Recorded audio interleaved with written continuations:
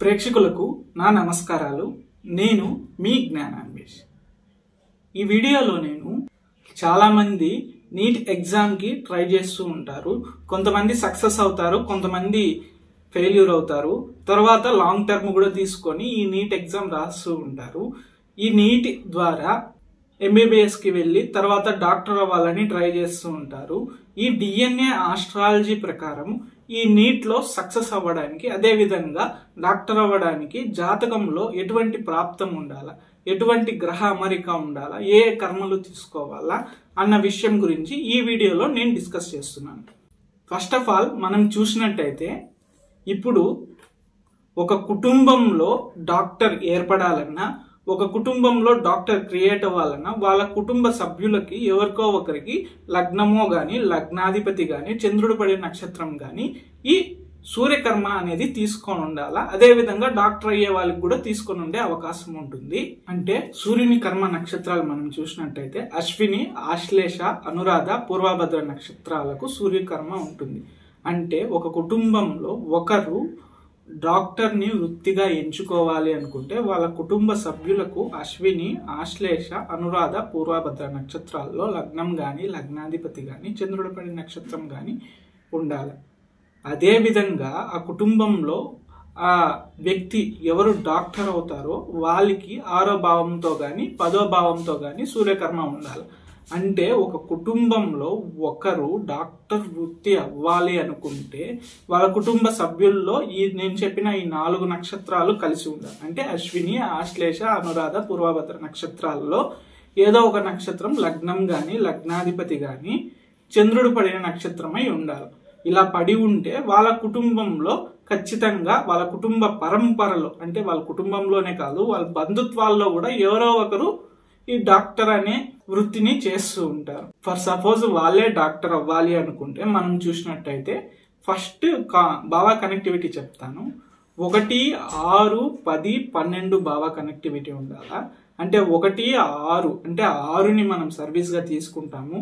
అదే విధంగా 10వ భావాన్ని జాబ్ గా తీసుకుంటాము.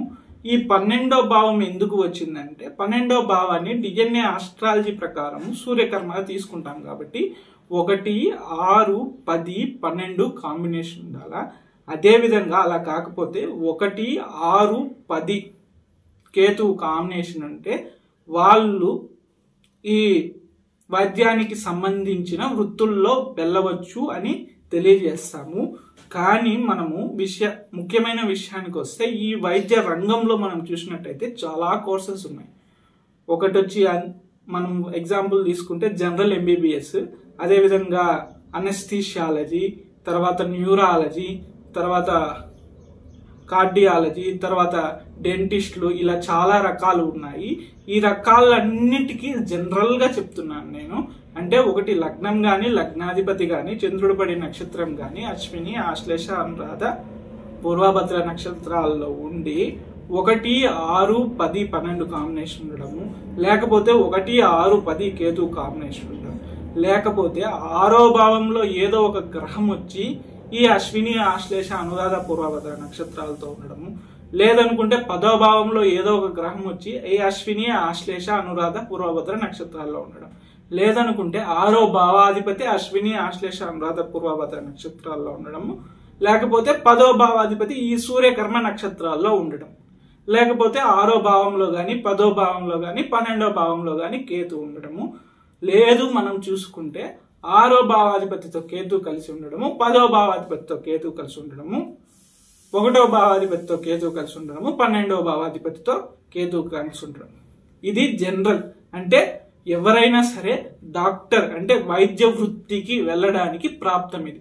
దాంట్లో మళ్ళీ మిగిలిన సెక్షన్స్ ఉంటాయి. అంటే న్యూరాలజీ గాని, కార్డియాలజీ గాని, డెంటిస్ట్ గాని, ఆర్థోపెడిస్ట్ గాని, ఇలా ఉంటాయి కదా, అవన్నీ మళ్ళీ వేరే కాంబినేషన్ వస్తుంది. నేను జనరల్ గా ఒకరు డాక్టర్ అంటే వైద్య వృత్తికి వెళ్ళాలంటే ఇది కాంబినేషన్. ఈ కాంబినేషన్ వచ్చిన తర్వాత ఇప్పుడు మనం డిస్కస్ చేయబోయే టాపిక్ వచ్చి నీట్ ఎగ్జామ్. అంటే నీట్ ఎగ్జామ్ కి ఎవరు సక్సెస్ అయ్యి దాని ద్వారా ఎంబీబీఎస్కి వెళ్ళి దాని ద్వారా డాక్టర్ అవుతారు అని చూసినట్టయితే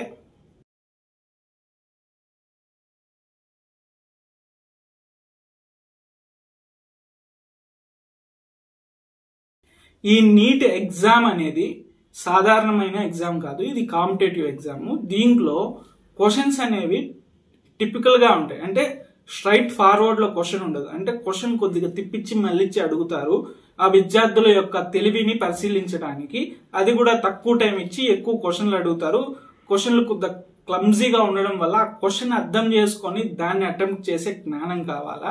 అదేవిధంగా ఇది కాంపిటేటివ్ ఎగ్జామ్ కాబట్టి నేను ఇప్పుడు వరకు చూసిన జాతకాలలో, పరిశీలించిన జాతకాలలో ఈ నీట్ ఎగ్జామ్ సక్సెస్ అయ్యే వాళ్ళు ఎవరు అని చూసినట్టయితే ఈ 1, 6, 10, 12 కాంబినేషన్, లేకపోతే 1, 6, 10 కేతు కాంబినేషన్, అదేవిధంగా సూర్యకర్మ తీసుకొని దాంతో పాటు బుధకర్మ తీసుకున్న వాళ్ళకి ఈ కాంపిటేటివ్ ఎగ్జామ్స్ లో సక్సెస్ అయ్యే అవకాశం ఉంటుంది. అంటే బుధకర్మ నక్షత్రాలు మనం చూసినట్టయితే రోహిణి, ఉత్తర, పూర్వాషాఢ నక్షత్రాలను బుధకర్మ నక్షత్రాలు అంటాం.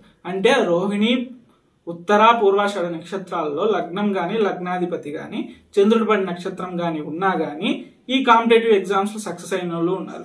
లేదనుకుంటే లగ్నంతో 4వ భావాన్ని మనము డిఎన్ఏ ఆస్ట్రాలజీ ప్రకారము బుధకర్మగా తీసుకుంటాం. అంటే లగ్నంతో 4వ భావ కనెక్టివిటీ ఉండాలి. అంటే లగ్నంతో 4వ భావ కనెక్టివిటీ ఉండాలా, లేకపోతే లగ్నాధిపతితో 4వ భావాధిపతి కనెక్టివిటీ ఉంటే వాళ్ళు కాంపిటీషన్ లో సక్సెస్ అవుతున్నారు. అంటే ఈ కాంపిటీషన్ కి దీనికి సంబంధం ఏంటి అంటారా? అంటే ఇది నేను చెప్పేది వచ్చేసి మెడిసిన్ కి వచ్చేసి మామూలు సూర్యకర్మ తీసుకొని నేను ఇంతకుముందు చెప్పిన కాంబినేషన్స్ తీసుకొని ఉండాలా.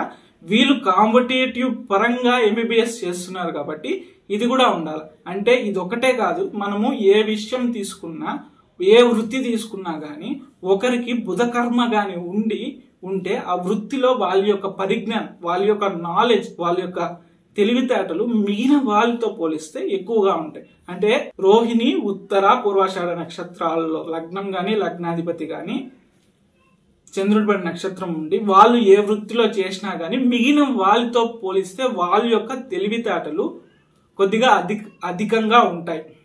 ఈ డిఎన్ఏ ఆస్ట్రాలజీ ప్రకారం నీట్ ద్వారా ఎవరన్నా డాక్టర్ చేయాలి అనుకుంటే వాళ్ళ యొక్క అమరిక ఎలాగుండాలంటే 1, 6, 10, 12 లేకపోతే 1, 6, 10 కేతు కాంబినేషన్ ఉండాలా, లేకపోతే లగ్నం గాని, లగ్నాధిపతి గాని, చంద్రుడి పడి నక్షత్రం గాని, సూర్యకర్మ నక్షత్రాలు అయి ఉండాలా, లేకపోతే 6వ భావంలో గాని 10వ భావంలో గాని కేతు ఉండాలా, లేకపోతే 6వ భావాధిపతి 10వ భావాధిపతి వచ్చి సూర్యకర్మ నక్షత్రాల్లో ఉండాలా, 12వ భావాధిపతి సూర్యకర్మ నక్షత్రాల్లో ఉండాలా.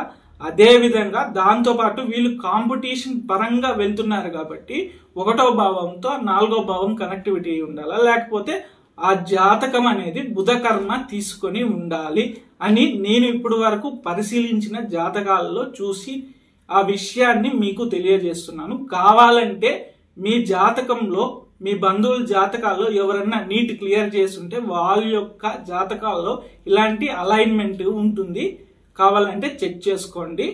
మరో వీడియోతో మళ్ళీ కలుస్తాను. మీ జ్ఞానాన్వేష్.